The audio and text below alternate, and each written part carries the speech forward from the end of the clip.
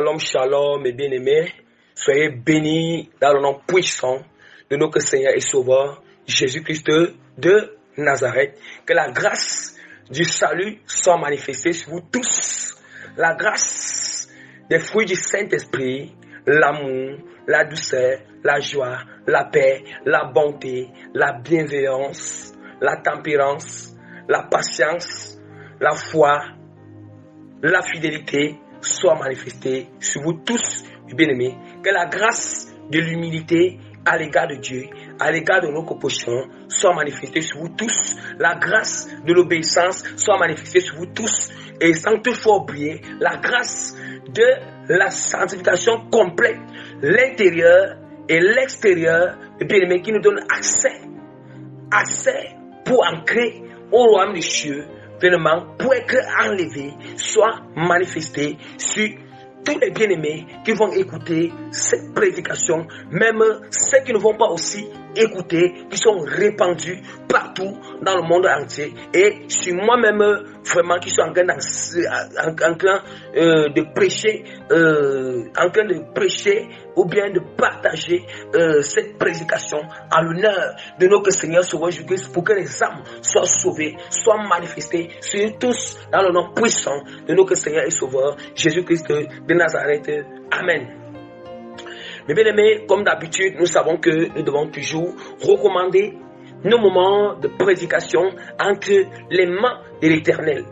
Oui, parce que c'est lui qui est au-dessus de toutes choses. Donc nous devons toujours recommander, faire une prière de recommandation par rapport à la prédication, et puis aussi montrer la grandeur, ou présenter, avant que je me présente, je présente d'abord la grandeur de Christ, sa grandeur, sa puissance, sa domination, son autorité, son règne. Oui, et sa souveraineté, dans le nom puissant de Jésus-Christ de Nazareth. Sans toutefois tarder, je vais directement faire une prière.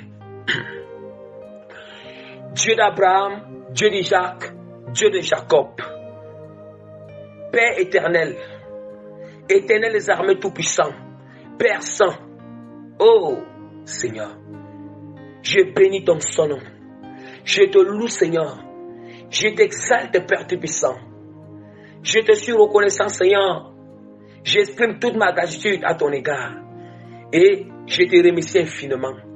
Je te rends grâce, Père, parce que tu m'as encore accordé cette grâce aujourd'hui, pour venir prêcher à ton peuple, partager ton message à ton peuple, Seigneur. Merci éternel Dieu grand Père, parce que tu continues à sauver les âmes partout dans le monde entier. Tu continues à fortifier tes serviteurs. Tu continues à rendre tes serviteurs persévérants, Seigneur. Tu continues à nous rendre, Seigneur, opiniâtres. Tu continues à rendre tes serviteurs, tes servantes, Père, ainsi que tous les bien-aimés, Seigneur, tous tes enfants, Seigneur. Tu continues à nous rendre résistants, Père, Seigneur. Tu continues à nous rendre endurants, Seigneur. Tu continues, Père, à nous rendre endurants, Père. Tu continues à nous accorder la garde de maintenir le cap, Seigneur. Maintenir le cap jusqu'à maintenant, Seigneur, et jusqu'au bout, dans le nom puissant de Jésus. Éternel Dieu grand Père, merci pour tout, Seigneur. Seigneur, éternel Dieu grand Père tout puissant, je reconnais, Seigneur, sans ton esprit, je ne peux aboutir à rien. Sans ta présence, je ne peux aboutir à rien. Sans ta révélation, je ne peux pas enseigner. Sans ton inspiration, je ne peux pas enseigner, Père. Sans ton assistance, je ne peux rien. Voilà pourquoi, Seigneur, j'invoque maintenant ta puissance. J'invoque le Saint-Esprit en ce moment, Père. J'invoque, Seigneur, que le Saint-Esprit, Seigneur, me rend ivre en ce moment, Père. Rends, Seigneur, mon esprit ivre pendant ce moment de prédication, Père. Ce moment d'enseignement, Père. Que le Saint-Esprit saisit ma langue, Père. Qu'il saisit mon esprit, Père. Qu'il m'assiste, Père. Qu'il prenne total contrôle en ce moment, Seigneur. Au nom puissant de Jésus-Christ de Nazareth. Éternel Dieu grand Père. Toi qui es le Dieu de toute sainteté, Père. Le Dieu de toute gloire. Le Dieu de toute puissance, Père. Le Dieu surnaturel, Père. Toi, Seigneur, toute chose est possible devant ton Père. Il n'y a rien, Seigneur, d'impossible. Il n'y a rien qui est impossible devant ton Père. Dans ton dictionnaire, il n'existe pas l'impossible et l'impossibilité, Père. Mais dans ton dictionnaire, il n'existe rien que la possibilité, Père. La possibilité de ta puissance. Parce que, Seigneur, c'est toi qui as créé toutes choses. Voilà pourquoi, Père, tu es digne de recevoir l'honneur, la puissance, la gloire, la sagesse, la royauté, la force, la domination, l'adoration, la souveraineté, le règne, l'action de grâce, la gratitude, la reconnaissance, les remerciements, pour des siècles et des siècles pour toujours. Au nom puissant de notre Seigneur Sauveur Jésus-Christ. Amen. Bien-aimés, sans toutefois tarder, par la grâce que l'Éternel m'accorde, je me présente comme le plus petit parmi tous les serviteurs de Dieu, le moindre parmi tous les serviteurs de Dieu, l'apôtre Prémisse Régis, que le Seigneur a appelé dans le ministère apostolique. Bien-aimé, comme je le dis toujours, le Seigneur me fait toujours grâce. Bien-aimé, vraiment, bien-aimé, nous ne sommes rien. Nous ne sommes que nous les serviteurs de Dieu. Nous ne sommes rien, bien-aimé. Nous ne sommes que les instruments du Seigneur. Nous ne sommes pas les instruments les instruments entre les mains de Dieu, que Dieu manie comme il veut. Dieu manie ses instruments comme il veut, bien-aimé. Comme il veut, bien-aimé. Nous ne sommes que ces instruments. Ça veut dire que si l'instrument la quitte entre les mains du Seigneur, bien-aimé, si l'instrument, bien-aimé, quitte entre les mains de celui qui manie cet instrument, bien-aimé, cet instrument n'aura plus de valeur. Cet instrument n'aura plus de sens. Or, quand cet instrument est toujours entre les mains de Dieu, l'instrument a toujours de sens. L'instrument là demeure dans la volonté du Seigneur.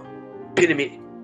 L'instrument là demeure dans la volonté du Seigneur. Nous savons que si l'instrument n'est plus entre les mains du Seigneur, bien-aimé, on va perdre la saveur.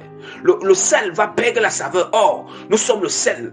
On ne peut qu'être le sel du monde si c'est que nous sommes des instruments entre les mains de Dieu. Si c'est que c'est Dieu qui est en train de manier cet instrument. Hein? Si c'est que c'est Dieu qui est en train d'utiliser cet instrument. C'est là maintenant nous sommes le sel du monde. Si c'est que nous sommes remplis, nous sommes le sel du monde. Nous sommes une maison bâtie sur le roc bien-aimé. Une maison bâtie sur le roc. Une maison située sur une montagne. Nous sommes une lampe accrochée au plafond. Hein? Un chandelier accroché, bien-aimé, au plafond, bien-aimé. Oui. Accroché au plafond. Voilà pourquoi j'aime toujours dire que misérable, bien-aimé, si le Saint-Esprit ne prend pas total contrôle en nous, bien-aimé, voilà pourquoi on doit traiter notre chair, notre corps physique misérable. Voilà pourquoi il dit toujours que misérable, que je suis dans cette chair mortelle, minable, que je suis dans cette chair d'imperfection, hein? Cette chair corruptible, cette chair, bien-aimé, cette chair trompeuse, cette chair capricieuse, bien-aimé, misérable que nous sommes dans cette chair, minable que nous sommes dans cette chair d'imperfection, oui, de faiblesse, oui. Qui nous délivrera de cette chair, bien-aimée, l'apôtre Paul le disait, qui nous délivrera de cette chair, oui, c'est la puissance du Saint-Esprit qui nous délivre de cette chair mortelle, bien-aimée, la puissance, la transfiguration à venir, qui nous délivrera de cette chair, la puissance, la transformation du Saint-Esprit, qui nous délivre de cette chair mortelle. La puissance de l'incorruptibilité, bien-aimé, à venir. L'incorruptibilité qu'on va se revêtir d'ici peu de temps, qui nous délivre de cette chair mortelle. Oui, voilà pourquoi Jésus-Christ a dit dans sa parole, il a dit que quand vous verrez ces choses, levez vos têtes car redressez-vous car votre délivrance est proche. La délivrance que ce Christ nous dit là, qui est proche, c'est la délivrance qu'on doit quitter ce corps mortel. La délivrance que ce corps mortel doit être revêtu de l'incorruptibilité. doit être revêtu d'incorruptibilité. Cet corps mortel, la demande est que cette corps, cette chair doit se revêtir de l'incorruptibilité et que toute faiblesse doit disparaître. Toute faiblesse va disparaître. Bien-aimé, ça va disparaître. Toute faiblesse va disparaître, bien-aimé. Toute imperfection va disparaître. Tout plaisir va disparaître. Tout plaisir va disparaître. Nous comprenons, bien aimé. Donc, j'explique ça pour que quand vous allez toujours entendre comment je dis que misérable ou minable, que je suis dans cette chair mortelle, cette chair corruptible, cette chair d'imperfection. Bien aimé, voilà pourquoi la seule chose, la seule manière qu'on peut se sauver de nos faiblesses, de la chair, la seule manière qu'on peut se sauver de cette chair d'imperfection, la seule manière qu'on peut se sauver de cette chair capricieuse, la seule manière qu'on peut se sauver de cette chair des plaisirs du monde, la seule manière qu'on peut se sauver de cette chair des passions qui ne nous pas le Seigneur, la seule manière qu'on peut se sauver de cette chair de défauts, cette chair d'erreur, cette chair bien-aimée mortelle, ce n'est qu'en s'attachant au Saint-Esprit, ce n'est qu'en se revêtant, bien-aimé, du Saint-Esprit. Oui, bien-aimé. En laissant que le Saint-Esprit crucifie notre chair. Mes bien-aimés. En laissant que le Saint-Esprit crucifie cela. Donc, bien-aimé, c'était juste une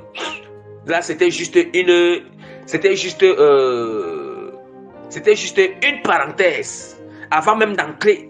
C'était comme une parenthèse avant d'entrer dans notre prédication proprement dite. Notre prédication proprement dite, bien-aimé. Bien-aimé, le Seigneur me fait grâce. Dieu m'a encore fait grâce de venir vous prêcher, de venir vous partager ou libérer cette prédication, bien-aimé. Ce message dont la prédication est intitulée, dont le thème de la prédication est intitulé sur la fusion de l'Esprit de Dieu avec l'Esprit de l'homme. Oui, la fusion de l'Esprit de Dieu avec l'Esprit de l'homme. La fusion, le thème, la fusion de l'Esprit de Dieu avec l'Esprit de l'homme. Bien-aimé. Avec l'Esprit de l'homme.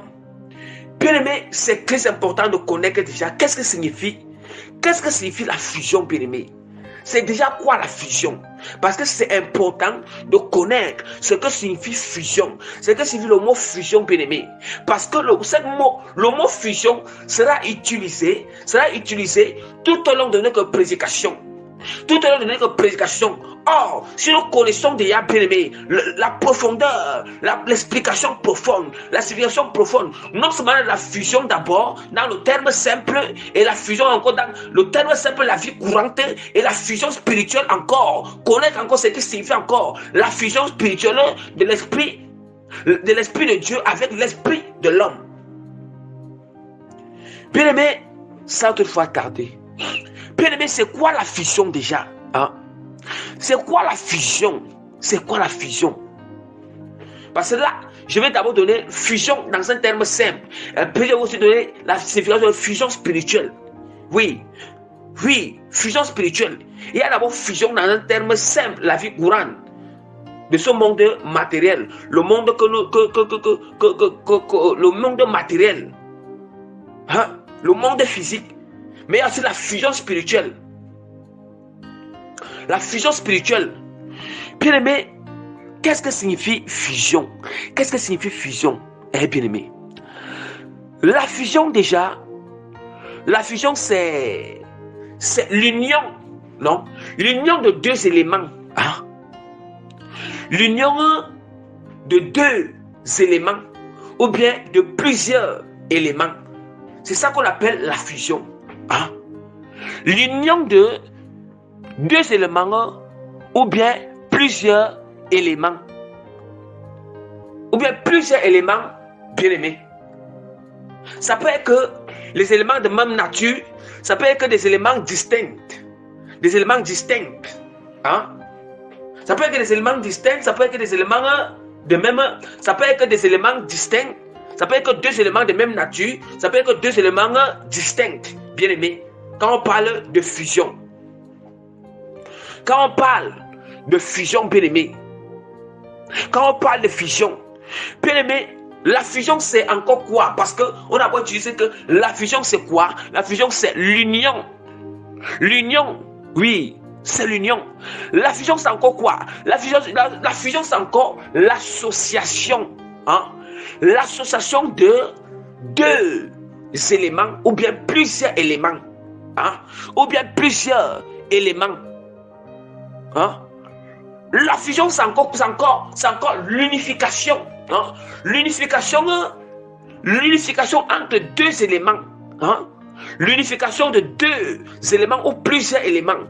Ou bien l'unification, nous comprenons un peu. Ça peut être que c'est comme ça. L'unification, bien aimé. Or, quand on parle de l'unification, on parle de l'union ou bien de l'association de deux éléments. Ce n'est même pas seulement des éléments. Ça peut être un groupe de personnes. Ça peut être ce n'est pas seulement deux éléments qu'on peut associer ou bien qu'on peut unir. Ça peut aussi être deux personnes. Ça peut aussi être la fusion, ça peut aussi être deux personnes qui s'unissent. La fusion, ça peut être un groupe de personnes qui s'unissent ensemble. Un groupe de personnes qui se unifient ensemble. Hein? Ça peut être l'unification d'un groupe de personnes. Soit, vous voyez un peu, c'est ça qu'on appelle la fusion. C'est ça qu'on appelle la fusion. Or, nous savons que l'unification, ou bien l'union de cela, c'est pour donner quoi? C'est pour donner quelque chose. Hein? C'est pour donner quelque chose. C'est pour donner le résultat de quelque chose. Oui, le résultat de quelque chose. Parce qu'on ne peut pas fusionner quelque chose. On ne peut pas fusionner quelque chose pour rien. On fusionne deux éléments ou deux corps. Ou deux personnes peuvent se unir.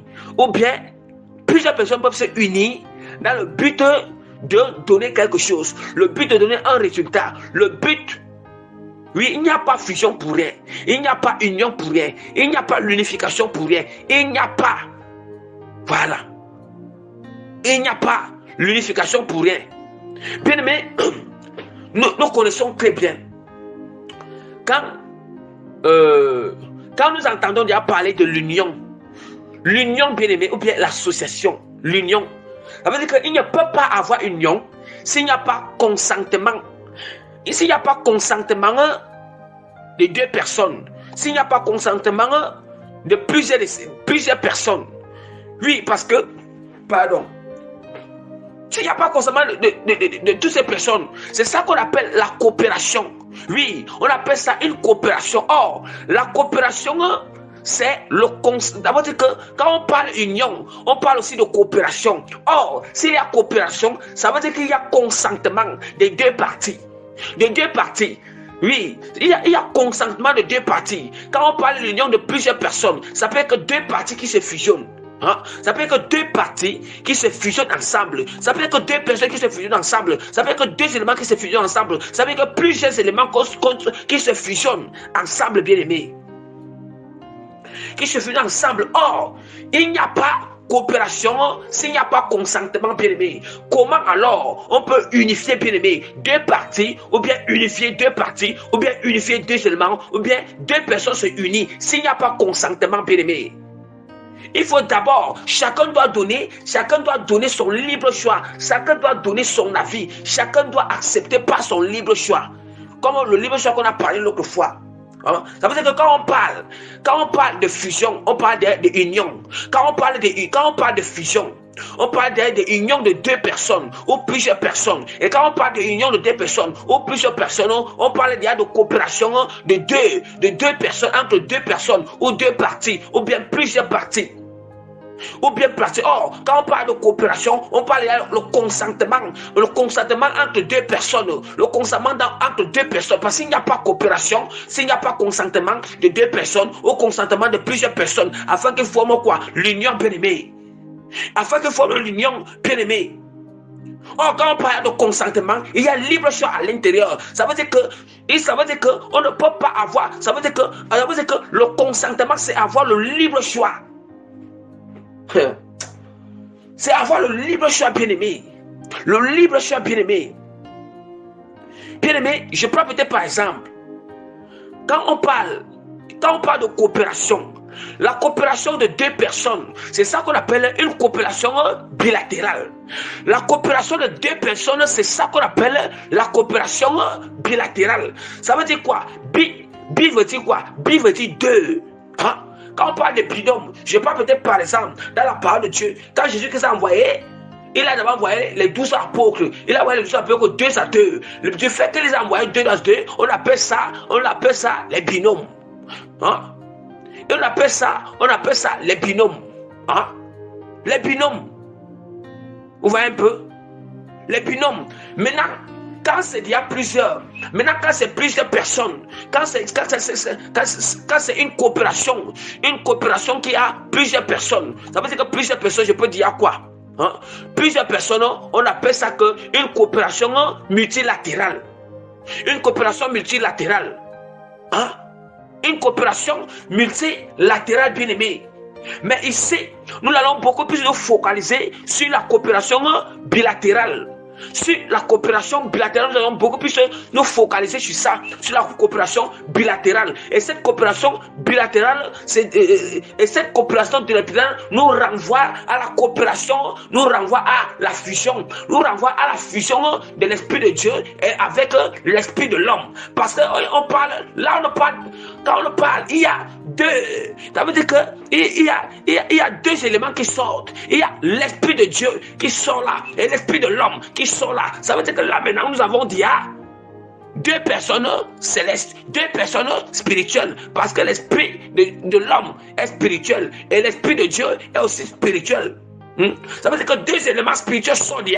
Il y a l'Esprit de Dieu et l'Esprit de l'homme. D'où maintenant il y a coopération spirituelle. Quand on parle de fusion, nous allons dire que la fusion c'est la coopération. C'est d'où maintenant il y a une coopération bilatérale spirituelle entre l'Esprit de l'homme et l'Esprit de Dieu. Mais on le comprend déjà. Nous comprenons là ce qui veut dire que la fusion. La fusion, donc il faut quoi? Mais je vais ramener maintenant dans le spirituel. Ça veut dire qu'il faut maintenant que la fusion spirituelle entre l'Esprit de Dieu et l'Esprit de l'homme, c'est une coopération entre l'Esprit de l'homme et une coopération entre l'Esprit de Dieu et l'Esprit de l'homme. Oui. Je répète encore, la fusion spirituelle entre l'Esprit de Dieu et l'Esprit de l'homme, c'est une coopération spirituelle entre l'Esprit de Dieu et l'Esprit de l'homme. Oui, c'est une coopération. Pourquoi c'est une coopération? Voilà pourquoi je vous ai bien dit, quand on parle de coopération, il y a consentement. Oui, quand on parle de consentement, il y a libre choix. Ça veut dire que l'homme, il prend le libre choix parce que le Saint-Esprit ne force pas.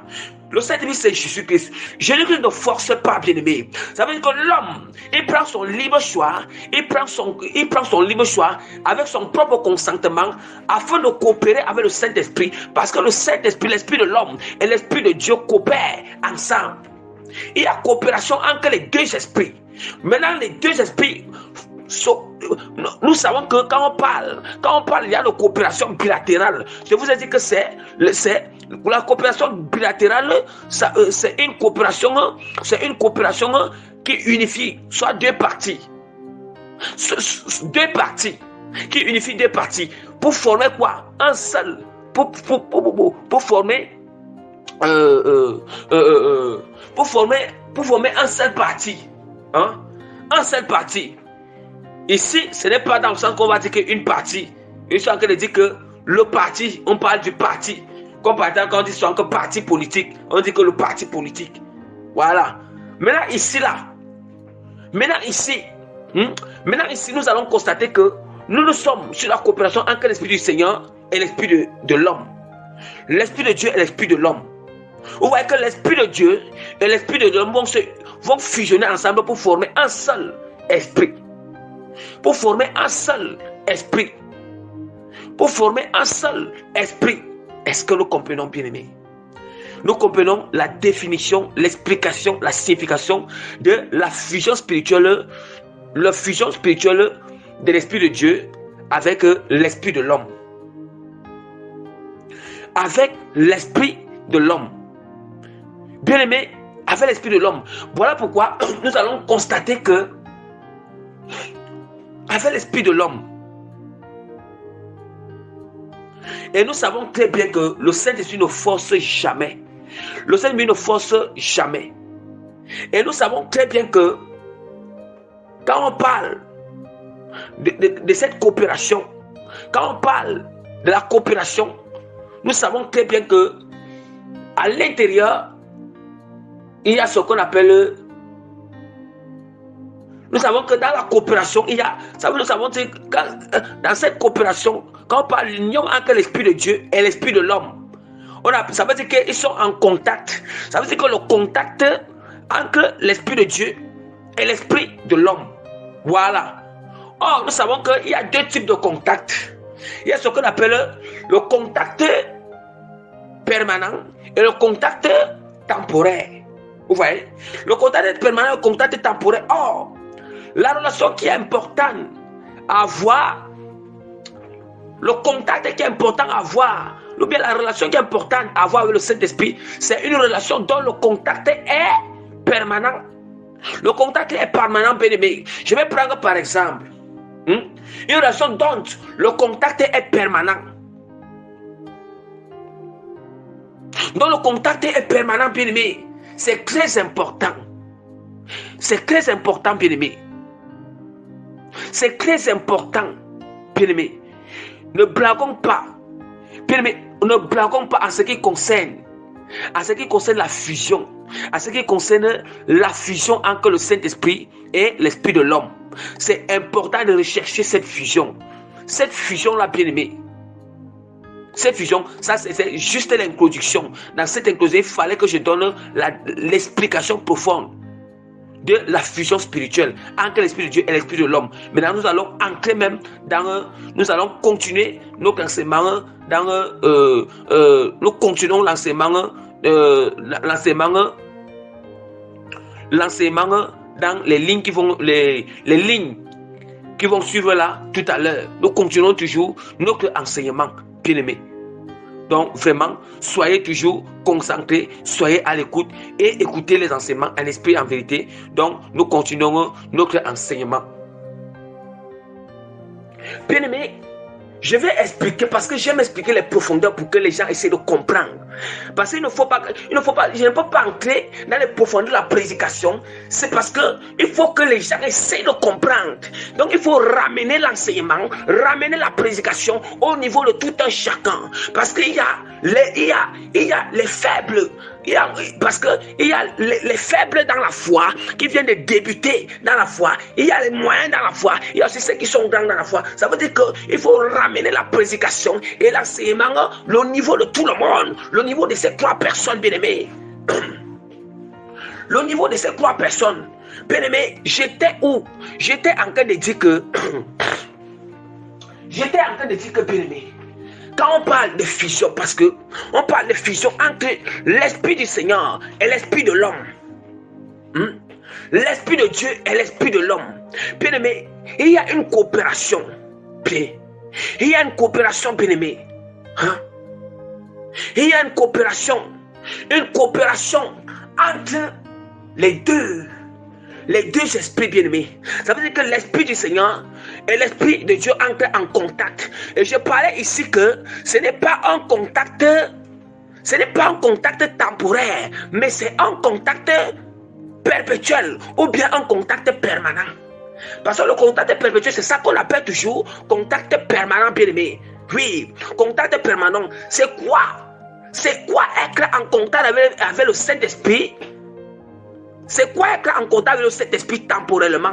Être en contact avec le Saint-Esprit temporellement, c'est quoi? Ça signifie que dès que je finis de prier là, quand je suis dans l'église, je me montre sans. Après l'église, je rentre, je commence à insulter les gens, je pars dans les bars, je pars dans les choses qui ne nous pas le Seigneur, je pars voir les films mondains, je pars voir les séries, je pars voir toutes ces choses, je m'en vais dans les anniversaires, je m'en vais dans les fêtes, je m'en vais dans les choses qui ne glorifient pas le Seigneur. C'est ça qu'on appelle être en contact temporaire avec le Seigneur. Parce que toi, tu ne peux être en contact avec le Saint-Esprit à l'église. Toi, tu n'es qu'en contact quand tu pries. Oh, le contact, ça veut dire que même partout là où tu pars, tu n'as même pas besoin d'être en contact avec le Saint-Esprit. Tu n'obéis pas au Saint-Esprit. Hein? Voilà ce qu'on appelle contact temporaire. Contact temporaire.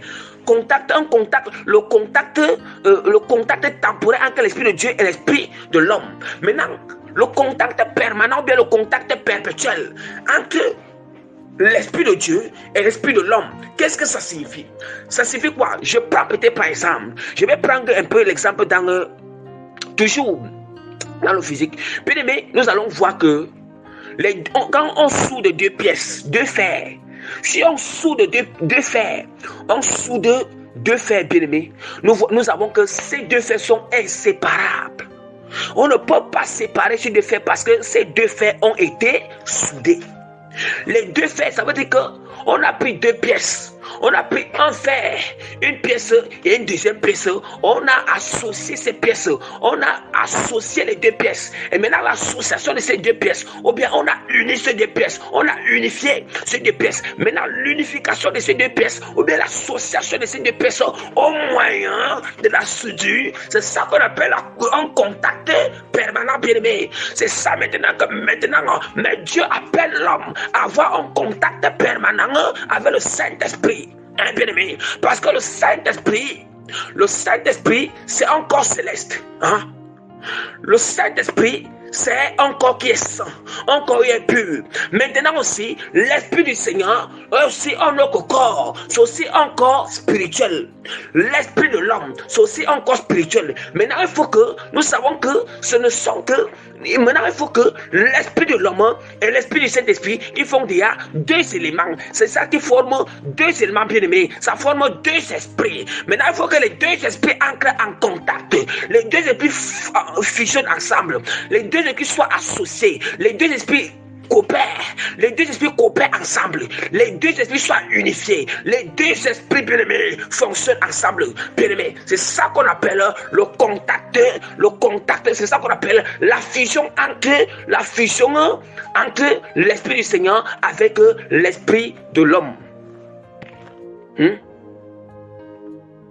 La fusion de l'esprit de Dieu avec l'esprit de l'homme. Bien-aimés, voilà. Je voulais d'abord expliquer bien. Maintenant, nous allons entrer dans les passages bibliques. Oui, il faut d'abord que j'explique ces choses. C'est ça qu'on appelle le contact permanent.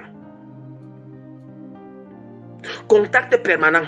Quand on dit que contact est temporaire, comme je vous ai expliqué, que dès que celui qui fait comme ça, je peux peut-être par exemple, il y a certaines maisons, surtout certaines maisons dans les grands immeubles, ou bien certaines maisons, quand tu arrives, quand tu allumes la lampe, tu constates que après, tu n'as pas besoin d'éteindre. Les lampes du couloir s'allument. Maintenant, quand tu entres, dès que tu peux entrer, par derrière, ça va rester s'éteindre. C'est ça qu'on appelle un contact temporaire. C'est temporaire, ça veut dire que les lampes s'allument pour un temps. Maintenant, après un certain nombre de temps, ça s'éteint seul. C'est comme ça. Les chrétiens qui sont en contact temporaire avec le Saint-Esprit, ce sont des chrétiens qui se regardent toujours. Ce sont des chrétiens où le feu s'éteint toujours. Ce sont des chrétiens qui n'ont pas une discipline de prière, une discipline d'obéissance au Seigneur, une discipline de vie de sanctification, une discipline. Hein? Une discipline. Et c'est très important, bien-aimé. C'est très important. Bien-aimé, donc nous allons ouvrir, comme la parole de Dieu nous dit déjà, dans le livre de Moïse, à la loi et au témoignage, bien-aimé. À la loi et au témoignage, c'est ce que la parole de Dieu nous dit. La loi et au témoignage. Qu'est-ce que Jésus-Christ a dit? Jésus-Christ a dit que nous ne parlons que ce que nous savons. Hein? Jésus-Christ, c'est ce que Jésus avait dit. Jésus-Christ avait dit que nous ne parlons que ce que nous savons et ce que nous avons vu. C'est ce que Jésus-Christ avait dit. Ça veut dire quoi? Ça veut dire que le témoignage ne peut que se manifester ne peut que se manifester, soit par la vision qu'on a vue, soit par la connaissance qu'on a reçue. C'est ça le témoignage. Jésus-Christ a dit comme ça, nous ne témoignons que ce qu'on connaît et ce qu'on a vu. La parole du Seigneur, bien-aimé, c'est une épée à double tranchant. La parole de Dieu, Père, bien-aimé, la parole de Dieu est claire. Bien-aimé, quand nous parlons, on s'appuie sur la parole. Maintenant, il faut quoi? Jésus-Christ a dit qu'on ne témoigne que ce que nous connaissons. On ne témoigne que ce qu'on connaît. Ce que nous connaît. On ne témoigne. Nous témoignons que ce que nous savons et ce que nous avons vu. C'est ça que nous témoignons. C'est ce que Jésus-Christ a dit dans Jean. L'évangile de Jean. Et maintenant alors, il faut maintenant qu'à ce qu'on connaît ou à ce qu'on a vu, il faut maintenant associer cela avec la parole du Seigneur. Bien-aimé, c'est ça qu'on appelle maintenant. C'est ça maintenant, bien-aimé. C'est ça maintenant qui forme maintenant la prédication et l'enseignement. La prédication, bien-aimé. La prédication, bien-aimé. C'est l'association, bien-aimé.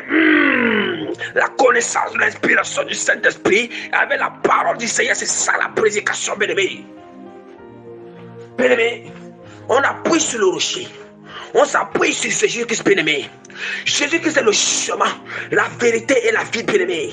Je répète encore et je rappelle encore à tous les bien-aimés, à tous qui sont encore religieux, à tous qui s'appuient encore dans les dogmes, bien-aimés, que ce soit les dogmes des fausses religions. Je vous rappelle encore que Jésus-Christ est le seul, il est la porte, il est la porte, il est lui seul, il est le chemin, la vérité et la vie. Lui seul, il est aussi la porte, bien-aimé. Il est aussi la porte. Il est la porte. Tu ne vas pas passer. Tu ne passeras pas par tout ce que tu penses là. Mais tu ne vas que passer par Jésus. Jésus seul. Si et seulement si tu as cru en lui. Si et seulement si tu l'adores en esprit, en vérité. Si et seulement si tu fais sa volonté. Si et seulement si tu marches selon sa parole. Tu marches selon sa parole. Tu as la foi en lui, bien-aimé. Bien-aimés, ouvrons cette parole de Dieu. Ouvrons cette paix angulaire. Ouvrons l'épée de carnage. Bien-aimés, je vais tirer maintenant l'épée du carnage. Bien-aimés, je tire maintenant l'épée dans le fourreau maintenant. Je ouvre cette épée. Je tire l'épée dans le fourreau pour ouvrir la parole du Seigneur. Dans quoi? Je ouvre la parole de Dieu dans Deutéronome. Non dans Deutéronome, dans 1 Corinthiens. 1 Corinthiens, chapitre 6, verset 1 Corinthiens, chapitre 6, verset 17. 1 Corinthiens, chapitre 6, verset 17. Qu'est-ce que la parole de Dieu nous dit là-bas? Qu'est-ce que la parole de Dieu nous dit dans 1 Corinthiens, chapitre 6, verset 17? La parole de Dieu nous dit que, or, c'est lui. La parole, c'est plutôt d'abord, je vais d'abord ouvrir la parole de Dieu dans 1 Corinthiens. Je vais d'abord ouvrir la parole de Dieu dans 1 Corinthiens, chapitre 2. 1 Corinthiens, chapitre 2, verset 10 à 13. La parole de Dieu dit quoi? Dieu nous les a révélés par l'Esprit, car l'Esprit sonde tout même les profondeurs de Dieu, lequel des hommes en effet connaît les choses de l'homme, si ce n'est l'esprit de l'homme qui est en lui. De même, personne ne connaît les choses de Dieu si ce n'est l'esprit de Dieu.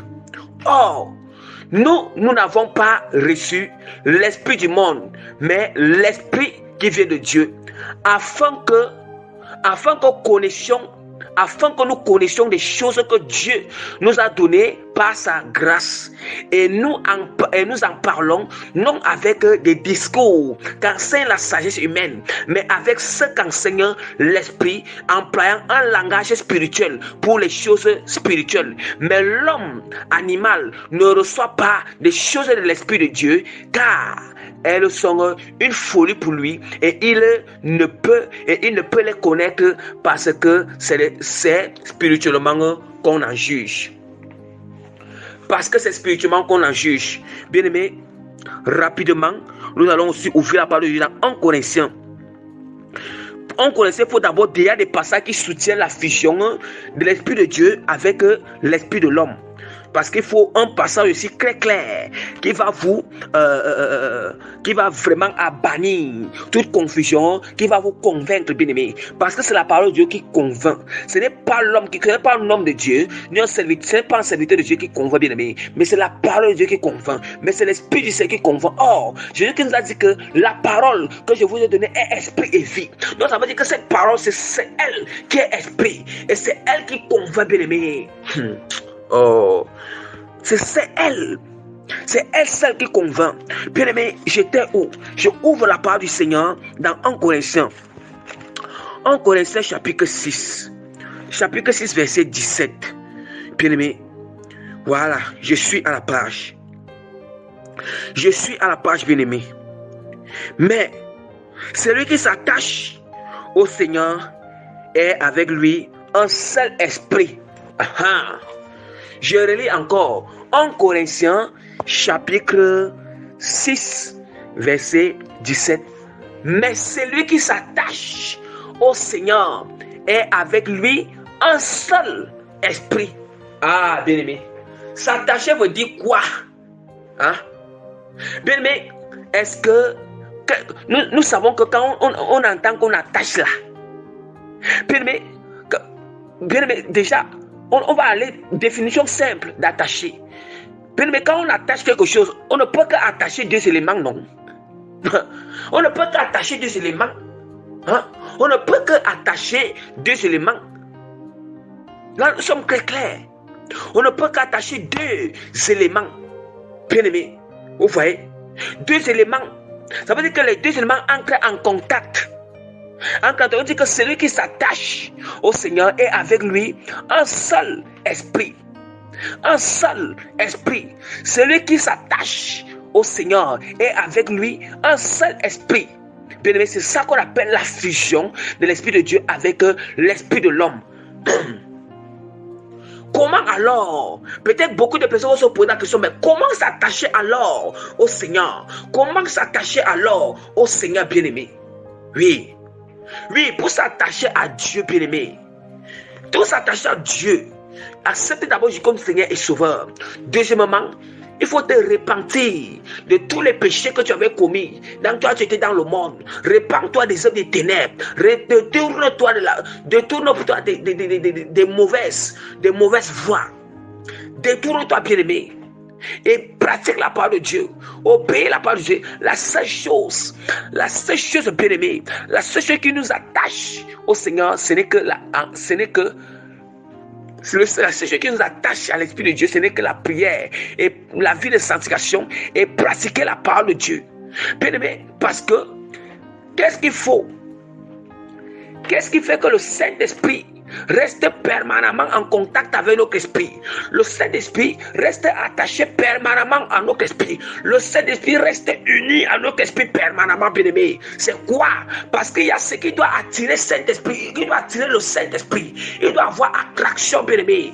Il doit avoir ce qu'on appelle l'attraction. L'attraction entre l'esprit de l'homme et l'esprit de Dieu.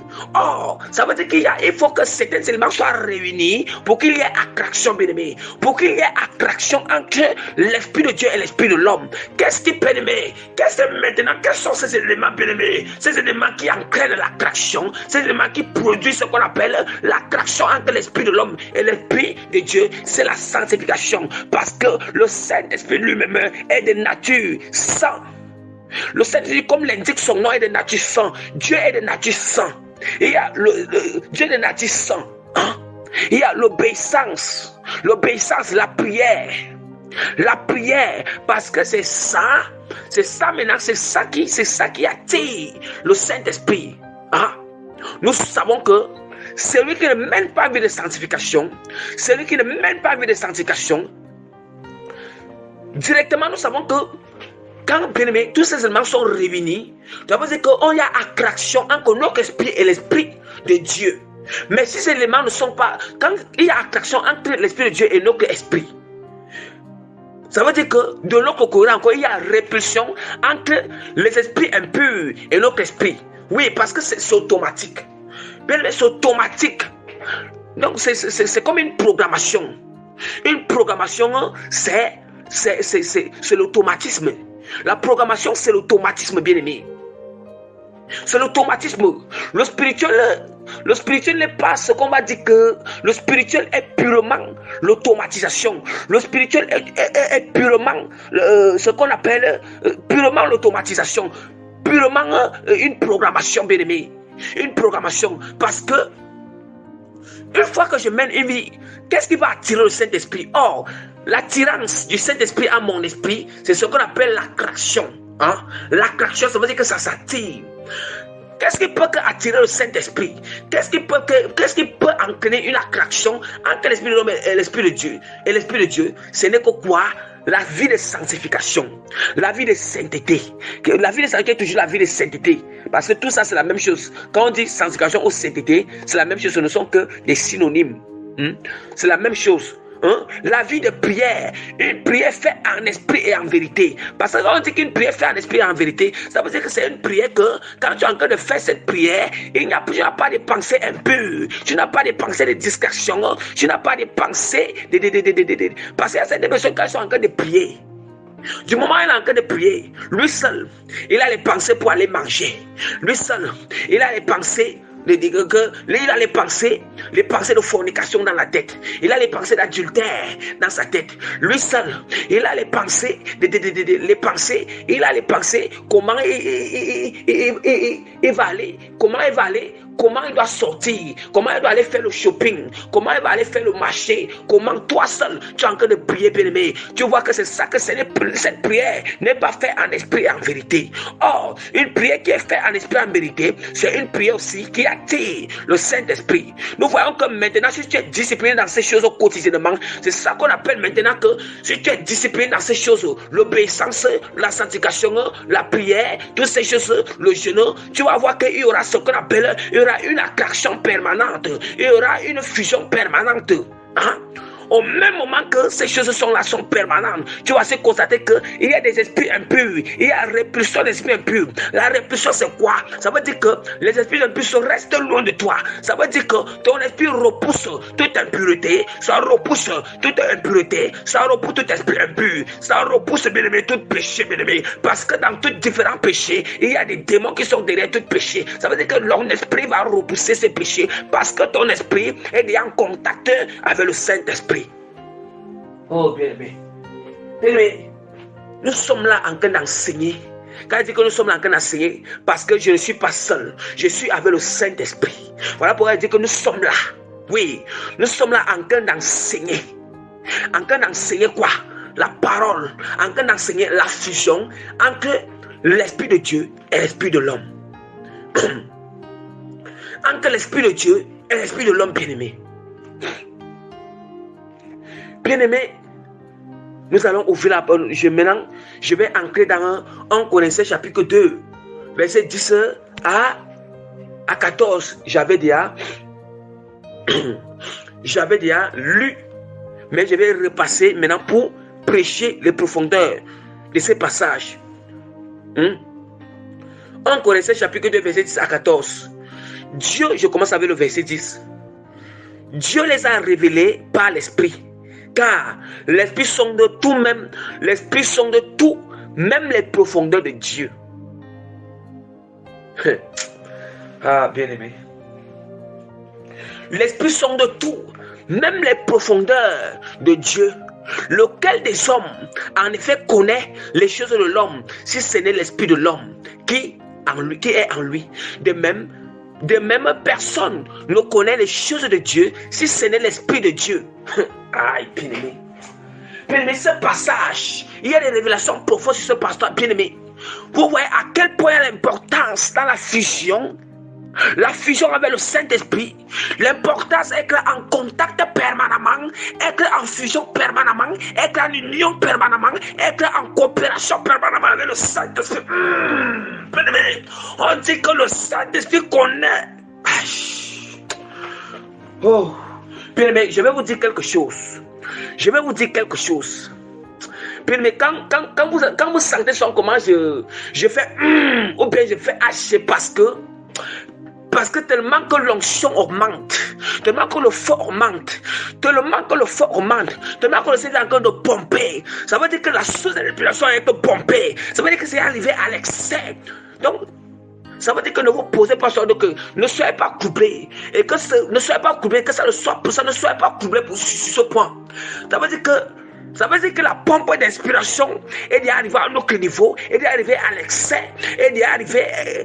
Ça veut dire que c'est déjà rempli, c'est déjà plein. Là, je n'arrive plus à contenir. Je suis obligé de faire comme ça pour ne pas parler en langue. Oui, parce que la seule manière pour ne pas parler en langue, il faut seulement que je fais comme ça. Parce que quand je fais comme ça, ça permet à ce que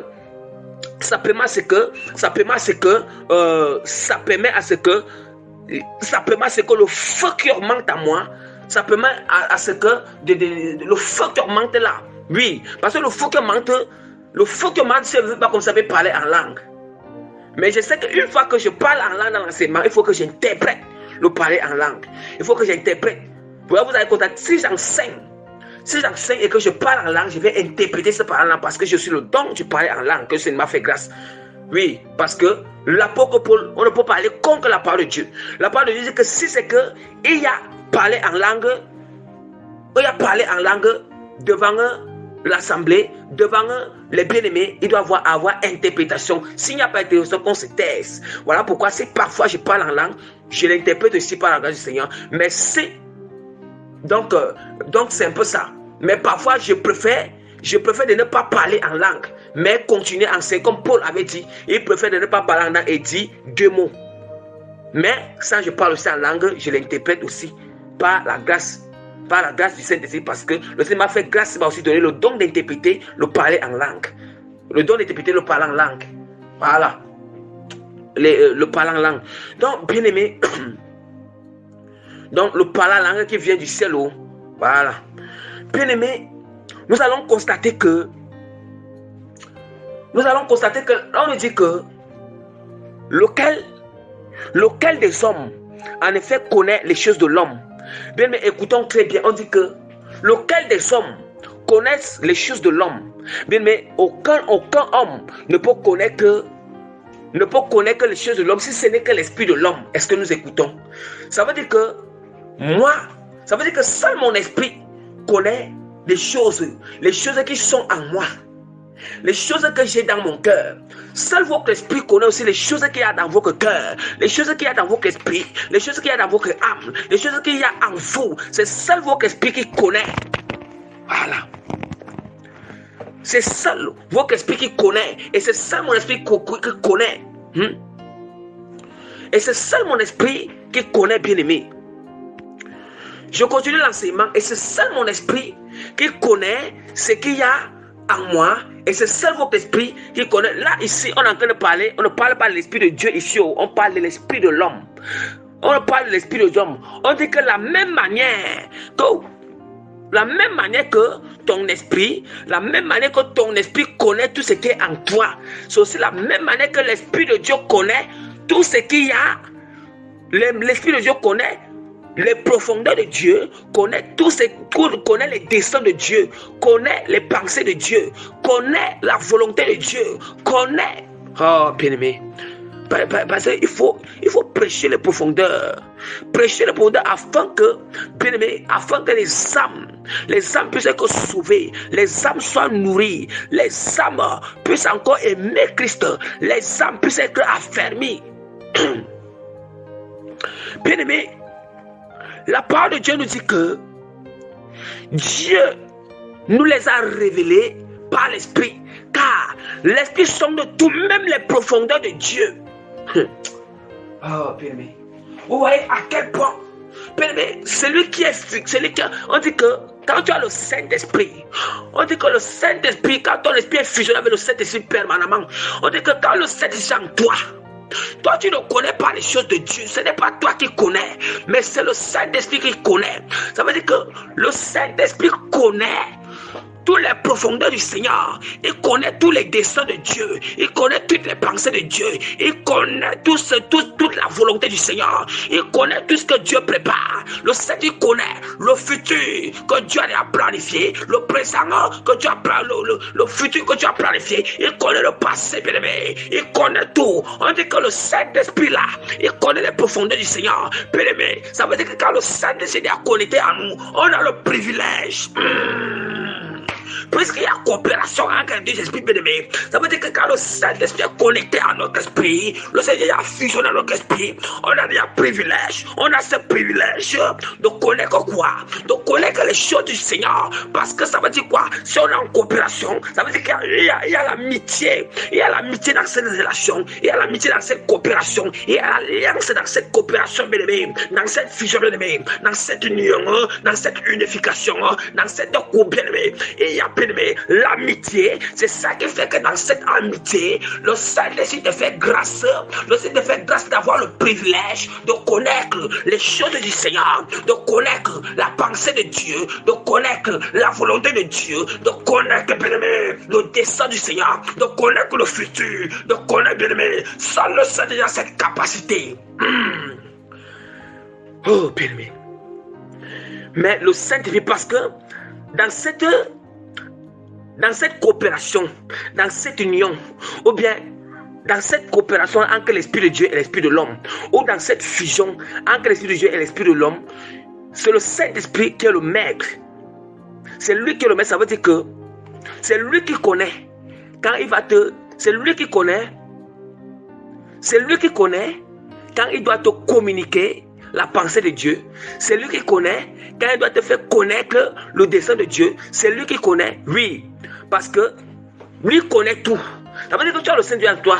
Ça veut dire que quand quelqu'un a le Saint-Esprit quand quelqu'un a le Saint-Esprit en lui, il a le trésor impérissable, bien-aimé.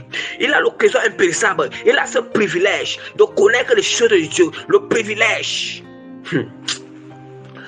Oh, bien-aimé. Il a ce privilège. Ce privilège de connaître les choses de Dieu. Ça veut dire que maintenant c'est le Saint-Esprit. Le Saint-Esprit, bien que le Saint-Esprit en toi, vous êtes fusionnés ensemble, vous êtes amis. Hein? Vous êtes amis. Ça veut dire que lui connaît déjà tout. Il connaît tout. Il connaît tout. Maintenant, il te fait, quand il veut, il peut te faire connaître certaines choses du Seigneur. Quand il ne veut pas te faire connaître, il bloque aussi. Bien qu'il est déjà en toi, bien que vous êtes fusionnés ensemble, bien que vous êtes dans l'amitié, bien que vous coopérez ensemble. Et tout dépend comment tu satisfais ces relations. Tout dépend comment tu es fidèle à ces relations. Tout dépend comment tu le satisfais. Or, la seule manière que le Seigneur veut qu'on le satisfait, ce n'est que des prières faites en esprit, en vérité. L'obéissance, la sainteté. Et c'est ça maintenant aussi qui fait que le Saint-Esprit nous fait encore des surprises. Le Saint-Esprit continue à nous communiquer encore la volonté de Christ. Voilà pourquoi, pour mieux expliquer ça, va continuer à lire la parole de Dieu. Or, nous n'avons pas reçu l'esprit du monde, mais l'esprit qui vient de Dieu, afin que nous connaissions les choses de Dieu. Voilà, afin que nous connaissions les choses que Dieu nous a données par sa grâce. Est-ce que nous entendons? Bien-aimé, je relis encore le verset 12. Or, nous n'avons pas reçu l'esprit du monde, mais l'esprit qui vient de Dieu. Mais l'esprit qui vient de Dieu, afin que nous connaissions les choses que Dieu nous a données par sa grâce. Mais est-ce que nous entendons? Ça veut dire qu'on ne peut que connaître les choses de Dieu à travers l'Esprit Saint, le Consolateur qui est envoyé sur la terre. Bien aimé, même aujourd'hui, même celui qui n'a pas encore reçu le Saint-Esprit là, mais qui écoute quand même les enseignements, qui écoute cet évangile, tu es en train d'écouter cet enseignement, cet évangile parce que quoi? Tu es en train de recevoir cette connaissance, c'est à travers, tu es en train de recevoir cette connaissance, parce que quoi? Parce que comme la parole de Dieu nous dit ici que, mais on a reçu l'esprit La parole de Dieu nous dit qu'on a reçu l'Esprit qui vient de Dieu afin que nous connaissions les choses que Dieu nous a données par sa grâce. Bien-aimés, même ceux qui n'ont pas encore reçu le Saint-Esprit et qui sont en train d'écouter cet enseignement, c'est grâce au Saint-Esprit que tu écoutes ces enseignements. Ce n'est même pas à cause que, ce n'est pas à cause de ce que je suis, ou bien ma propre connaissance, ou bien non, c'est le Saint-Esprit. C'est grâce au Saint-Esprit que tu écoutes ces connaissances, les choses que Dieu a préparées, les choses que le Seigneur nous a données, parce que les choses que Dieu nous donne, ce n'est que la seule, les choses que Dieu nous donne. On ne peut que recevoir ces choses, on ne peut que recevoir ces connaissances, on ne peut que les acquérir, on ne peut que les découvrir grâce au Saint-Esprit, au canal, au moyen du Saint-Esprit, au moyen du Saint-Esprit bien-aimé. Au moyen du Saint-Esprit, bien-aimé. Au moyen du Saint-Esprit. Ne pensez pas que ce sont ne pensez pas que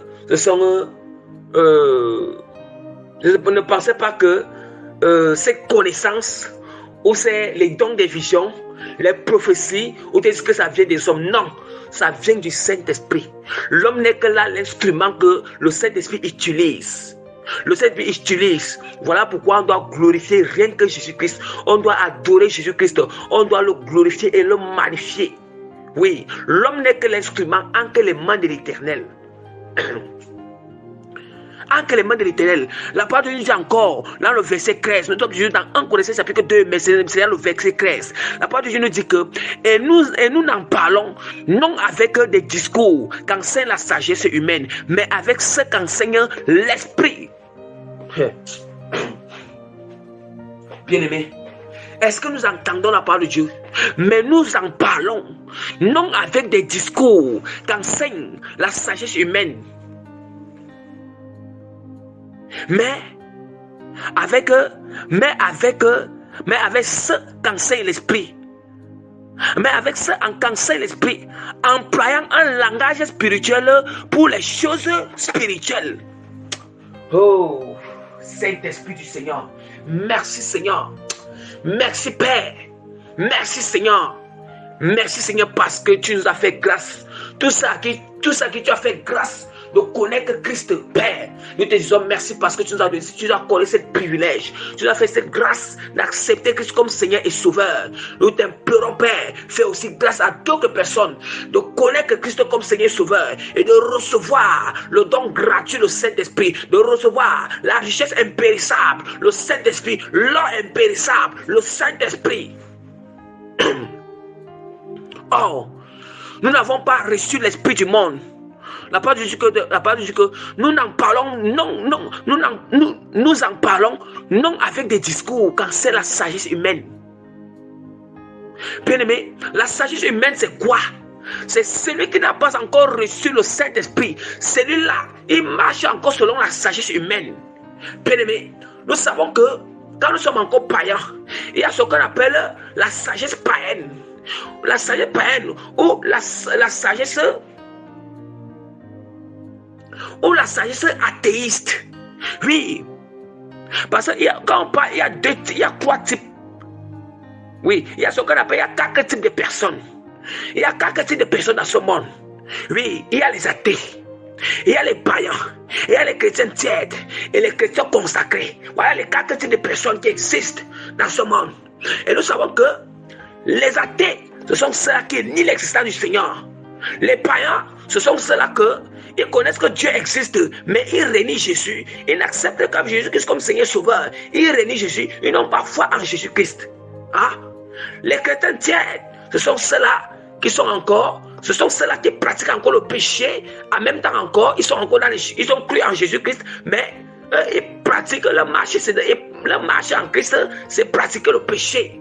Ils pratiquent le péché, ils sont aussi dans les choses de Dieu, ils pratiquent aussi le péché. Donc un pied dedans, un pied dehors. Mais là, chrétien consacré, c'est un chrétien qui a renoncé à tout, qui mène une vie de sanctification totale, une vie de consécration totale. Hein?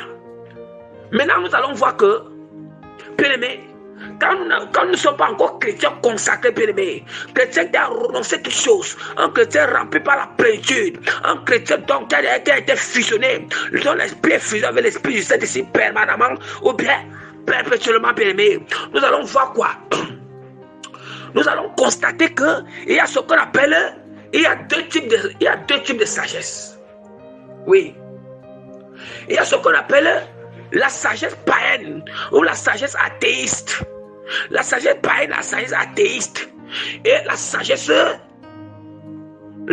de Dieu. Oui. La sagesse de Dieu. La sagesse païenne. La sagesse païenne, la sagesse du monde, c'est ce qu'on appelle la sagesse païenne et la sagesse athéiste. Parce que quand on parle le monde, ceux qui participent dans le monde, ceux qui participent dans le monde, ce sont quoi? Ce sont les païens, et les athées. Vous voyez? Les païens et les athées. Donc ils participent, ils sont en train d'avoir part aux choses du monde, des choses que Dieu nous demande de ne pas laisser. Vous voyez un peu? C'est ça qu'on appelle la sagesse du monde, c'est ça qu'on appelle la sagesse païenne et la sagesse athéiste. Hein? Et la sagesse de Dieu à part. La sagesse de Dieu, c'est pour des chrétiens consacrés. Oui, des chrétiens où le chrétien donne l'esprit, son esprit a fusionné avec l'esprit de Dieu. Avec l'esprit de Dieu. Hein? On dit que nous en parlons non avec des discours qu'enseigne la sagesse humaine, mais avec ce qu'enseigne l'esprit, avec ce qu'enseigne la sagesse de l'esprit, avec la sagesse de l'esprit bien-aimé.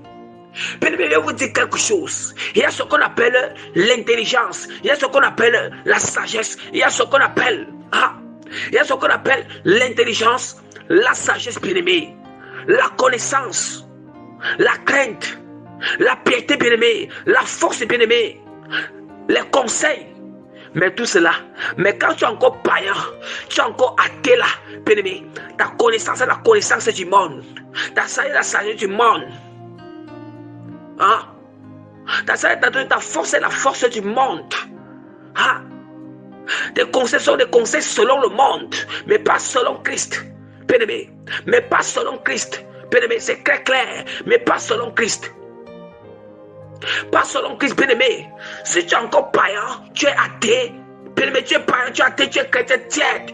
Bien-aimé, tu n'as pas encore. Ça veut dire que tu n'as pas encore reçu la sagesse de Dieu en toi. Parce que la sagesse que tu as, bien que cette sagesse est brillante, puis tu n'es pas encore fusionné, si tu n'es pas encore entré en contact, bien-aimé, la fusion entre l'esprit de Dieu et l'esprit des hommes, c'est le chrétien consacré, le chrétien qui mène une vie de sanctification totale, discipline de prière en esprit en vérité, bien-aimé, d'obéissance, bien-aimé, renoncer à tout, bien-aimé, ce n'est pas, bien-aimé. Si tu n'es pas encore en fusion avec le Saint-Esprit, ça veut dire que même si ta sagesse est brillante, bien-aimé, c'est la sagesse du monde. Dans cette sagesse, bien-aimé, c'est corruptible, bien-aimé. L'intelligence du monde est corruptible. L'intelligence humaine est corruptible. La sagesse humaine est corruptible, bien-aimé. La connaissance humaine, la connaissance du monde est corruptible, bien-aimé. Tout cela est corruptible. Voilà pourquoi quand on parle crainte, il y a deux craintes. Il y a la crainte de Dieu et la crainte du monde. Oui. Et la crainte du monde, bien-aimé. La crainte du monde. Et la crainte du monde. Bien-aimé, la parole de Dieu nous dit quoi? C'est pour ça que nous allons voir que, bien-aimé, quand tu es déjà fusionné, quand ton esprit a déjà fusionné avec l'esprit de Dieu, nous allons voir que tu as cette capacité de comprendre vite la volonté de Dieu. Tu as la capacité de comprendre la manière que Dieu parle, de comprendre les signes du Seigneur, de comprendre les méthodes que Dieu passe, de comprendre les stratégies du Seigneur. Tu as cette capacité. Par quoi? C'est le Saint-Esprit qui t'accorde cette grâce de savoir. Parce que vous êtes dans une relation de coopération, une coopération bilatérale. Oui, c'est entre ton esprit et l'esprit de Dieu. C'est une coopération bilatérale. Hein? Une coopération bilatérale spirituelle sainte. Sainte au pur. Sainte au pur, bien-aimé. Au pur, bien-aimé. Puis quand tu es en fusion avec l'esprit du Seigneur, ça veut dire que le Seigneur, il communique. Le Saint-Esprit communique, bien-aimé. On dit que On dit que c'est l'esprit, la même manière que l'esprit de l'homme connaît tout ce qu'il y a dans l'homme. C'est la même manière que l'esprit de Dieu connaît tout ce qu'il y a dans le Seigneur, les profondeurs de Dieu, tous les desseins, la volonté de Dieu. Donc ça veut dire quoi? Ça veut dire que quand tu es fusionné, ton esprit est en fusion avec l'esprit de Dieu, avec l'esprit du Seigneur. Ça veut dire quoi? L'esprit de Dieu aura capacité à te communiquer par les ondes spirituelles. Les ondes spirituelles saintes bien-aimées, les fréquences spirituelles saintes bien-aimées, la pensée du Seigneur, il aura tendance à te communiquer la pensée de Dieu dans ton esprit, à te communiquer la volonté de Dieu dans ton esprit, à te communiquer le dessein du Seigneur dans ton esprit, à te communiquer les désirs de Dieu en toi. Voilà pourquoi la parole de Dieu dit que qui peut mettre le vouloir et le pouvoir dans le cœur, si ce n'est que Dieu, bien-aimé. Voilà pourquoi vous allez constater que même le vouloir, il y a certains désirs, le vouloir, que le Saint-Esprit, lui, peut mettre cela dans le cœur. Mais tu vas penser que ça vient de toi, mais c'est le Saint-Esprit. Bien-aimé, c'est comme ça. C'est ça, bien-aimé. C'est ça, voilà pourquoi quand on dit que, quand on parle du discernement, voilà pourquoi quand on discerne, quand on va discerner, il y a une différence entre la sagesse de Dieu et la sagesse humaine, entre la pensée de Dieu et la pensée humaine. Oui, entre la connaissance de Dieu et la connaissance humaine, il y a une différence. Parce que tu vas constater que dans ta pensée, ou dans ta sagesse, ou dans l'intelligence, quand Dieu, le Saint-Esprit communique dans ton intelligence, communique dans ton intelligence, communique ta sagesse, communique la sagesse de Dieu dans ton esprit, communique l'intelligence de Dieu dans ton esprit, communique la révélation de Dieu dans ton esprit, communique la volonté de Dieu dans ton esprit. Tu vas constater que, bien aimé, cette communication, cette sonde-là sonde positive, cette sonde-là sonde sainte. Tu vas constater que c'est incorruptible, bien aimé. Tu vas connaître, même quand tu vas discerner, tu vas constater que cette sonde-là, bien aimé, Dieu aimé, le but de ça, c'est pour te ramener vers le Seigneur. Le but de ça, c'est pour que tu mènes une vie de sanctification. Le but de ça, c'est pour que ton royaume, ton âme, entre dans le royaume des cieux. Ton âme entre dans le royaume des cieux. Tu vas constater comme ça. Et bien aimé, tu constateras comme ça. Tu vas constater comme ça. Hein? Voilà pourquoi la parole de Dieu dit que mais l'homme animal ne reçoit pas les choses de l'Esprit de Dieu. Mais l'homme animal ne reçoit pas les choses de l'Esprit de Dieu, car elles sont une folie pour lui et il ne peut les connaître parce que c'est spirituellement qu'on en juge. Mais nous entendons. Nous entendons la parole de Dieu. Bien aimé, nous entendons la parole de Dieu. Parce que quand le phénomène qui se passe, bien aimé, le phénomène qui se passe quand il y a fusion entre l'esprit de Dieu et l'esprit de l'homme, il y a ce qu'on appelle la circoncision spirituelle qui se perd dans le cœur. La circoncision spirituelle qui se perd dans le cœur, bien aimé. Qui se perd dans le cœur. Oui, la parole de Dieu nous parle de la circoncision. Bien aimé, nous allons voir que on ne parle de la circoncision dans l'Ancien Testament et la circoncision dans le Nouveau Testament. Or, dans l'Ancien Testament, la circoncision qui était dans l'Ancien Testament, là-bas, c'était une circoncision physique. Mais dans certains passages dans l'Ancien Testament, on ne parle de la circoncision aussi du cœur. Mais nous allons voir que dans le Nouveau Testament, Dieu, dans le Nouveau Testament, on ne parle de la circoncision spirituelle. Or, la circoncision spirituelle est quoi? C'est la circoncision du cœur. Bien aimé, je vais ouvrir la parole de Dieu rapidement. Je vais ouvrir la parole de Dieu rapidement. La parole du Seigneur rapidement dans Genèse. Genèse s'applique à 17, verset 11. Je lis au nom puissant de Jésus-Christ. Vous vous circoncirez. Oui, vous vous circoncirez et ce sera un signe d'alliance entre moi et vous. Oh, merci Père. Merci Seigneur, ta parole. Ta parole, c'est la source de vie, Seigneur.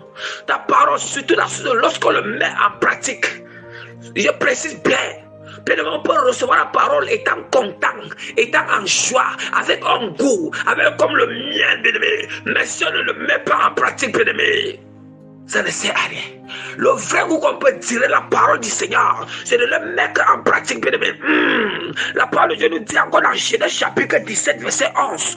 Vous vous circoncirez et ce sera un signe d'alliance entre moi et vous.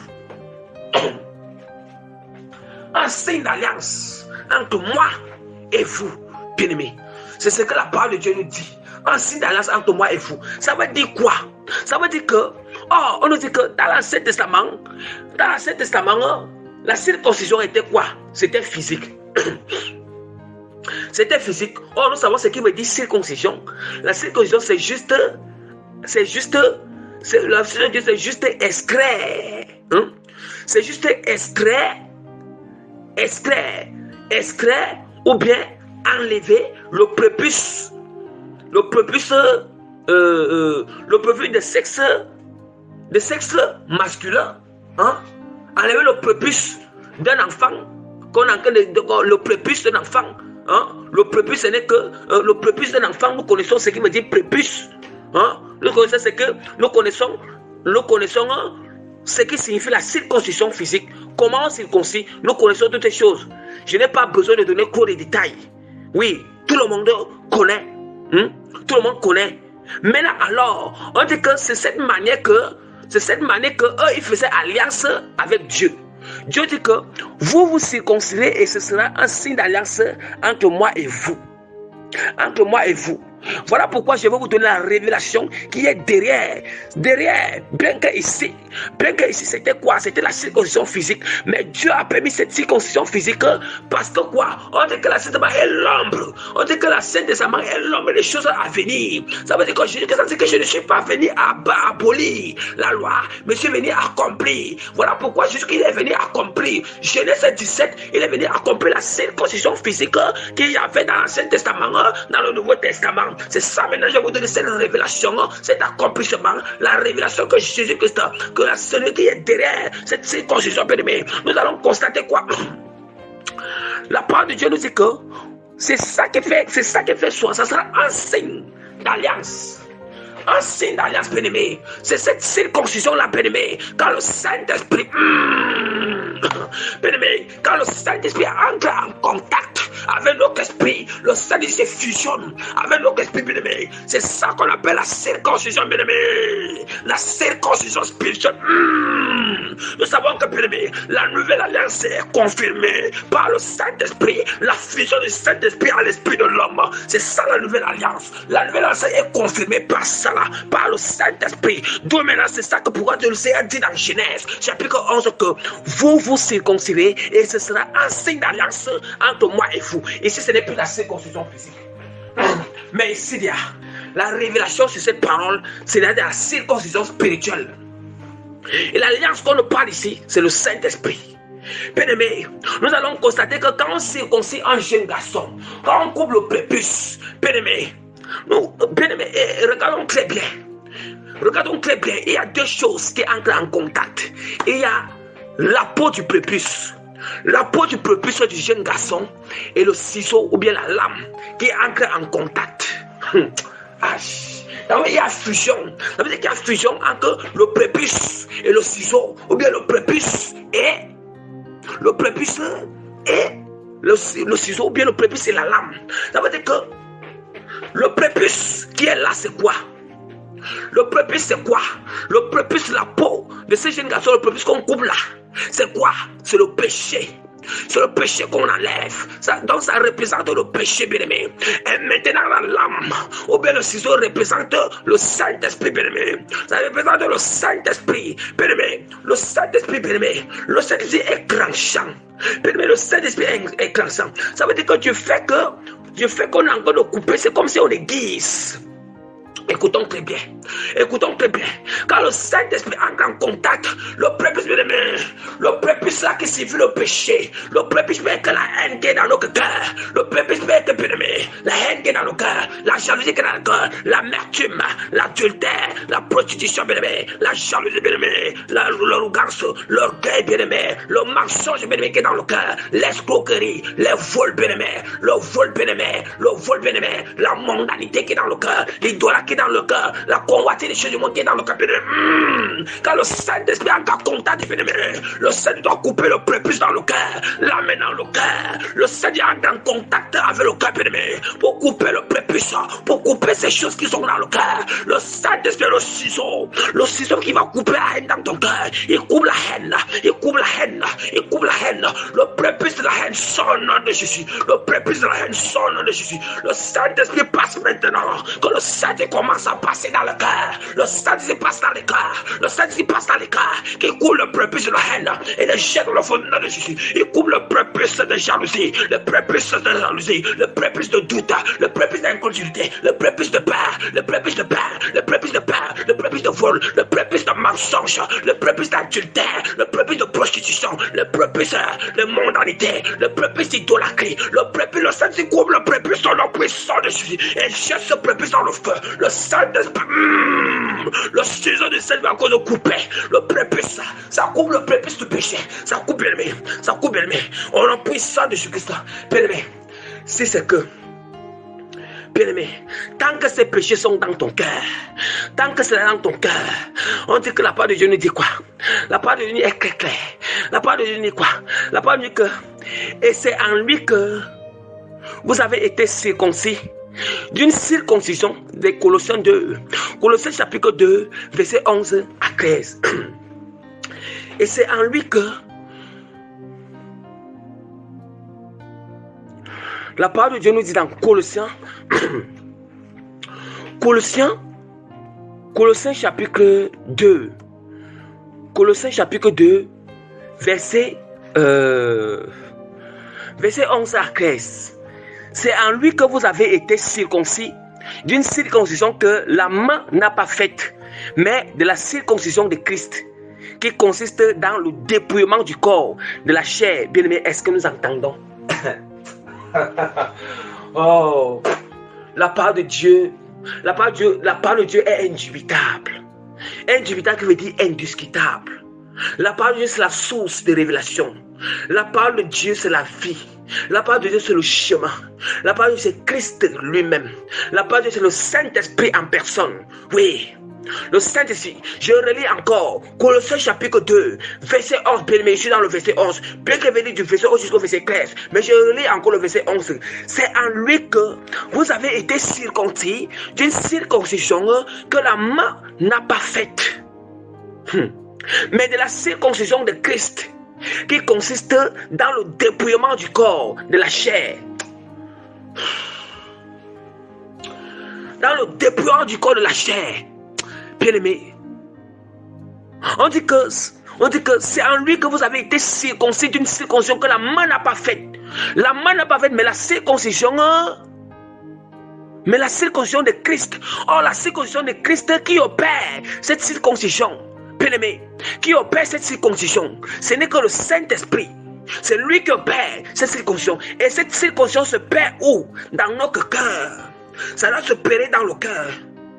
Ça va se perdre qui consiste quoi? Dans le dépouillement du corps. Est-ce que nous entendons? Qui consiste dans le dépouillement du corps. Vous voyez? Dans le dépouillement du corps. Quand vous entendez, quand on arrive pas à se dépouiller des œuvres des ténèbres intérieures et du corps, ça veut dire que c'est encore logé dans le cœur. Ça veut dire que le prépuce de ça est encore collé dans le cœur. Il faut que le prépuce là soit coupé. Voilà. Ayant été enseveli avec lui par le baptême, vous êtes aussi ressuscité en lui avec lui. Vous êtes aussi ressuscité en lui avec lui par la foi en la puissance de Dieu qu'il a ressuscité des morts. Qu'il a ressuscité des morts. Qu'il a ressuscité des morts, bien aimé. Est-ce que nous entendons? Ayant été enseveli avec lui par le baptême. vous êtes aussi ressuscité en lui et avec lui, bien-aimé. On dit qu'ayant été enseveli avec lui par le baptême, bien-aimé, être enseveli par Christ, c'est quoi? Ça veut dire quoi? Être enseveli, c'est quoi? C'est se dépouiller de ces ténèbres en nous. C'est renoncer à nous-mêmes chaque jour. Renoncer à soi-même, bien-aimé. Renoncer à soi-même. C'est de se séparer du monde. C'est de mourir dans la chair. Il faut mourir dans la chair. Les œuvres de la chair doivent être enterrées, bien-aimés. Les actions de la chair doivent être enterrées, bien-aimés. Les désirs, les passions, les affections de la chair, les sentiments de la chair, les émotions, bien-aimés, charnelles, ça doit être enterré, bien-aimé. Ça doit être enterré, ça doit être enseveli. Bien-aimé, tu dois crucifier la chair. Bien-aimé, nous savons que crucifier, ce n'est pas quelque chose qui est facile. Ça veut dire qu'on doit assujettir, comme Paul a dit, qu'il a assujetti son corps durement de peur que lui, après avoir fini d'évangéliser ou prêcher, qu'il ne soit retenu, bien-aimé. Voilà pourquoi, bien-aimé, c'est ça qu'on appelle ensevelir la chair. C'est ça qu'on appelle ensevelir, enterrer la chair. Oh, c'est un grand combat pour enterrer la chair, bien-aimé. Il faut l'assujetter. Il faut l'assujetter en obéissant de Christ, bien-aimé. Il faut l'assujetter durement, bien-aimé. Il faut résister, bien-aimé. Résiste au plaisir du monde, bien-aimé. Résiste au plaisir du monde, bien-aimé. Résiste à voir les films au monde. Résiste, bien-aimé. Sacrifie-toi. Parce que tu as encore le cœur de voir ces choses. Sacrifie-toi. Résiste, bien-aimé. Travaille ça durement, bien-aimé. Durement, bien-aimé. Durement. Laisse que le Seigneur couvre le prépuce du désir. L'affection des films au monde que tu vois encore. L'affection des films au monde. Des séries que tu vois encore. Les matchs que tu vois encore. Les concerts que tu pars. Les boîtes de nuit où tu pars encore. Les salles de nuit. Les fêtes, les différentes fêtes où tu pars. Oh, des choses que tu mets en sur toi qui ne nous pas le Seigneur. Laisse que le Seigneur dépouille.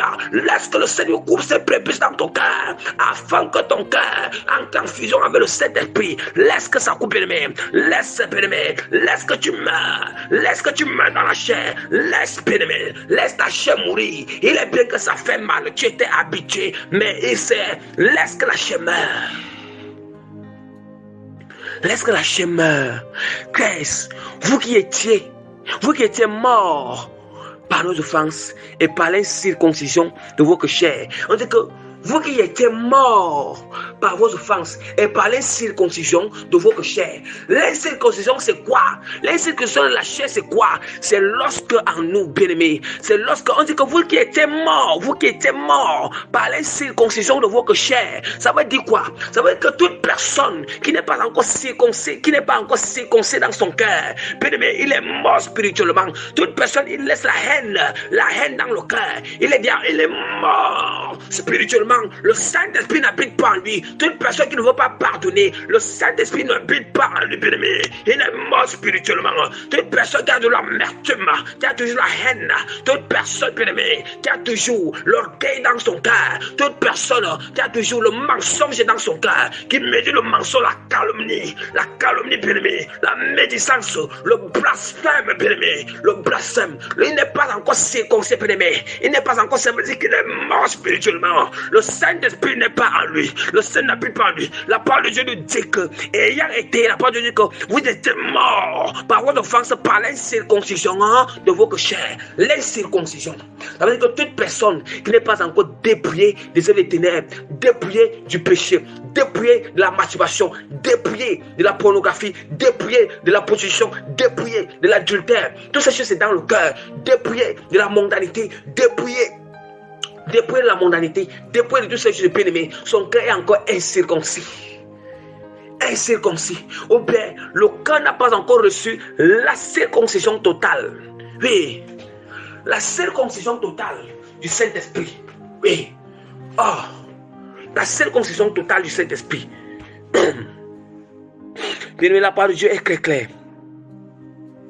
La parole de Dieu nous dit dans Romains chapitre 8, verset 9 que pour vous, vous ne vivez pas selon la chair, mais selon l'esprit. Si du moins l'esprit de Dieu habite en vous, si quelqu'un n'a pas l'esprit de Christ, il ne lui appartient pas. Est-ce que nous entendons? Est-ce que nous entendons? Dieu ne reconnaît que ses enfants, comme il le dit dans Genèse, comme la parole de Dieu nous le dit dans Genèse chapitre 17, verset 11, que vous vous circoncirez et ce sera un signe d'alliance entre moi et vous. Ça veut dire que c'est le Saint-Esprit qui est un signe d'alliance. Un signe d'alliance, la nouvelle alliance que Jésus a inaugurée, juste en versant son sang à la croix. Hein? Et c'est le Saint qui confirme cette alliance. C'est le Saint qui est le signe de cette alliance. Hein? Le signe de cette alliance. Bien-aimé, on dit que le signe de cette alliance est confirmé par la circoncision. Ça veut dire que ce qui prouve que le Saint ici est présent, ce qui prouve que le Saint est présent dans ton cœur. Ton cœur est circoncis des œuvres des ténèbres. Ton cœur est circoncis de ces choses. Est-ce que nous comprenons? Est-ce que nous comprenons par là, bien-aimé? Ton cœur est circoncis de ces choses. Hein? D'où mes voilà pourquoi Romains chapitre 8. Romains chapitre 8, verset 9 nous dit que pour vous, vous ne vivez pas selon la chair, mais selon l'esprit. Si du moins l'esprit de Dieu habite en vous, si quelqu'un n'a pas l'esprit de Christ, il ne lui appartient pas. L'esprit de Christ est le Saint-Esprit. L'esprit de Christ est l'esprit de Dieu. Hein? Il ne lui appartient pas. Vous voyez? Vous voyez? Ça veut dire que par l'esprit du Seigneur, on n'appartient pas à Christ. Si on appartient à Christ, ça veut dire qu'il y a une alliance qui est là. Et il y a quelque chose qui solidifie cette alliance. Qui solidifie et qui confirme cette alliance qui est le Saint-Esprit. Si vous vivez selon la chair, vous mourrez. Est-ce que nous entendons? Mais si par l'Esprit, vous faites mourir les actions du corps, vous vivrez. Car tous ceux qui sont conduits par l'Esprit de Dieu sont fils de Dieu. Sont fils de Dieu.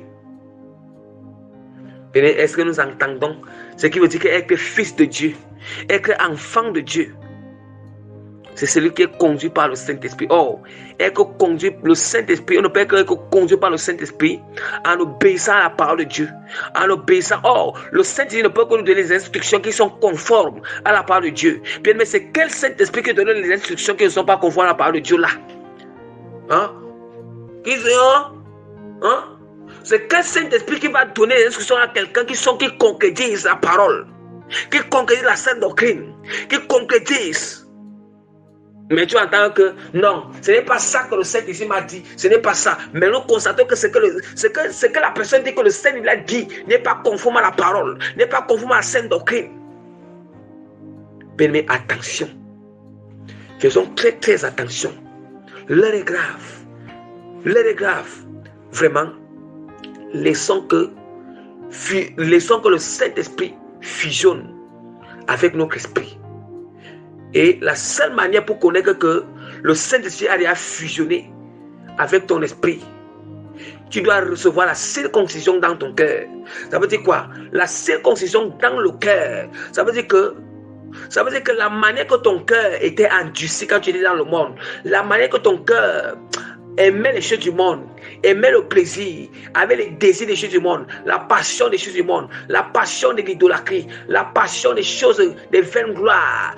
Ton cœur avait la haine, ton cœur avait la jalousie, ton cœur avait la calomnie, ton cœur avait l'adultère, ton cœur avait toutes ces choses bien-aimées. Quand tu es circoncis, quand ton esprit a fusionné avec le Saint-Esprit et que tu es circoncis, bien-aimé, ça veut dire que directement, Seigneur, directement, bien-aimé, ça change radicalement dans ton cœur. Ton cœur est changé radicalement. Il y a un changement radical. Il y a une transformation radicale dans ton cœur. Dans ton cœur. Un changement radical. Des situations même, il y aura même des situations qui vont venir à gauche et à droite. Ça ne va même plus te mettre dans les soucis. Ça ne va plus te mettre dans l'inquiétude. Ça ne va plus parce que quoi? Parce que la circoncision est bien profonde. Oui. Et la fusion du Saint-Esprit. Et voilà pourquoi, d'où maintenant je vous ai parlé que la fusion permanente est très très très importante. Et c'est la fusion permanente ou perpétuelle qui nous fait ancrer dans le royaume des cieux. Parce que le Saint-Esprit a guidé les Israélites jusqu'à la terre promise. La colonne de nuit était là. La nuit, c'était une colonne de feu. La journée, c'était une colonne de fumée. Et le Saint-Esprit était là pour les diriger jusqu'à la terre promise. Ça veut dire que le Saint-Esprit était là pour les diriger jusqu'à la terre promise. C'est la même chose. Le Saint-Esprit n'est plus dans la tente d'ascension, mais c'est dans notre corps. Ça doit demeurer là permanemment. Ça doit nous conduire jusqu'à la destination, jusqu'à ce que tu meurs, jusqu'à ce que Christ vienne enlever son église, que tu arrives dans le royaume des cieux. Parce que si le Saint-Esprit se déconnecte, puisque le Saint-Esprit est en train de diriger les Israélites et en train de les conduire, si le Saint-Esprit il quittait au milieu d'eux, comment est-ce qu'il allait arriver dans la terre promise? Mais il fallait que le Saint-Esprit se place devant pour les diriger, pour les conduire. Si on perd le Saint-Esprit, ça veut dire que si on perd le Saint-Esprit, on a perdu la saveur du sel. Nous ne sommes plus le sel du monde. On perd le Saint-Esprit, nous ne sommes plus le sel du monde. On perd le Saint-Esprit, nous ne sommes plus une maison située sur une montagne ou bâtie sur le roc. On perd le Saint-Esprit, nous ne sommes plus la lumière du monde. Nous ne sommes plus la lumière du monde. Donc on doit préserver, garder ce Saint-Esprit jusqu'au bout. Et nous connaissons comment le garder, comment le préserver. Il y a les éléments nécessaires pour le préserver et le garder. Oui, pour l'entretenir. Oui, pour le conserver. Oui, conserver le dépôt que Dieu a mis sur nous jusqu'au bout, sans baisser les bras, jusqu'à notre mort ou l'enlèvement de l'Église. Pour que notre âme puisse entrer dans le royaume des cieux. Puisse entrer dans le royaume des cieux. Oui, parce que c'est le Saint-Esprit qui permet que notre âme entre dans le royaume des cieux. Le Saint-Esprit qui permet que même que notre corps ressuscite pendant la résurrection des morts.